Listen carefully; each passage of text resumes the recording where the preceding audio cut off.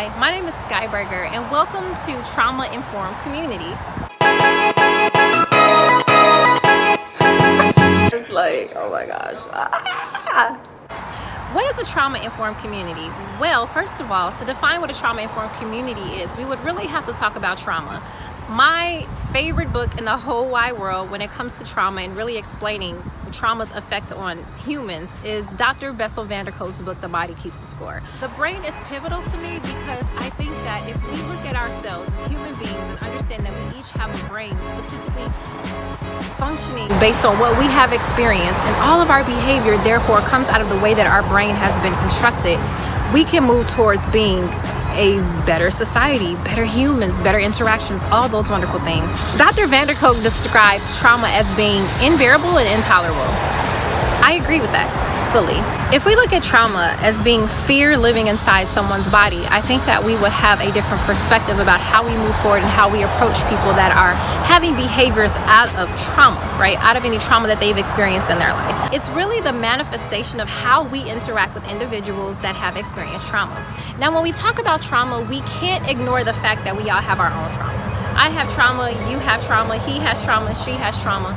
The thing is, we don't know at what level we all have experienced trauma. I sometimes like the cliche, we want to make sure we handle people with kid gloves, but we also need to handle people with adult gloves, right? Geriatric gloves, I don't know, whatever glove flavor you like, insert that there.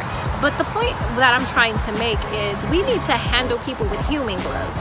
No one is perfect in this human shell that we wrap ourselves in, our lives, our bodies. We've all experienced something. And even though your trauma may not be my trauma, we need to consider, just because you have not experienced this type of trauma, it doesn't mean that you haven't experienced that type of trauma or any of it at all. What it means is that you are specifically crafted to behave in the way that your brain allows. So if we think about trauma being unbearable or intolerable or fear frozen in your body but alive and well that makes you freeze, we have a different way of approaching people. During this training, we will talk about things that may trigger you. For example, if you had any traumatic experience in your childhood, those things may come up for you. And I want you to be aware of that only because as we move forward in being a trauma-informed community, the more we know more about our personal lives, the more we can examine our own behaviors, the better we can serve others. At Door Opener Academy, we provide life tools to youth, family, and the youth workers that serve them. But in that capacity, we have to take a deeper look at ourselves. I understand my trauma. Do I like to look at my trauma? Absolutely not. I would rather not. And in fact, the research that I've done for youth workers and helping professionals overall shows that we take on more responsibility because we don't want to look at our own trauma.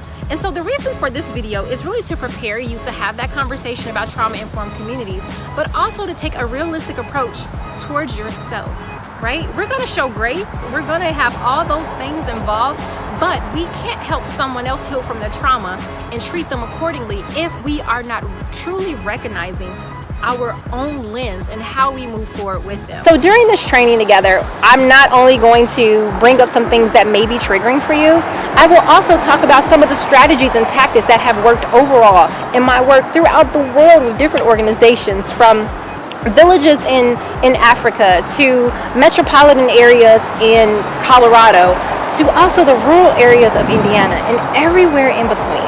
So as we think about that, all of these things that we'll talk about are going to be very anecdotal, but it all comes back to you examining how you are and how you move forward in working with the human beings that you serve. I am looking forward to this training because I believe in it. This is my life's work. There's something spectacular when you realize you're fit in life and you know your purpose. And I can truly say that I am operating out of my purpose. And for me, in this moment in life, is to help you understand yourself so that we can build trauma-informed communities together. I look forward to seeing you in the training, and take care. Bye-bye.